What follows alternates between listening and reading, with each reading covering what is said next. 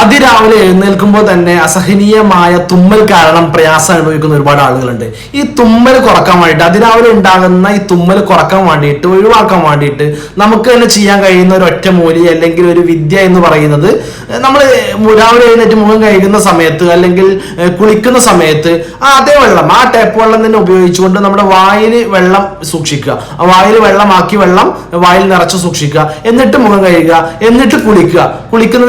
കുളിക്കുന്ന പൂർണ്ണ സമയത്തും ആ വെള്ളം നിറച്ചു വെക്കുന്നത് ഈ തുമ്മൽ കുറയാൻ വേണ്ടിയിട്ട് സഹായിക്കും. അതിനിടയ്ക്ക് വായിൽ തുപ്പലൊക്കെ നിറഞ്ഞുകൊണ്ട് കളയുകയാണെങ്കിൽ കളയുകയും വീണ്ടും വെള്ളം നിറച്ചുകൊണ്ട് കവിളിൽ വെള്ളം നിറച്ചു വെക്കുകയും ചെയ്യുക. ഇത് തുമ്മലിനെ കുറയാൻ വേണ്ടിയിട്ട്, ഈ വാസോ മോട്ടോ റൈനൈറ്റിസ് എന്ന് പറയുന്ന അലർജിക് പ്രശ്നത്തെ കുറയാൻ വേണ്ടിയിട്ട് സഹായകരമാകും.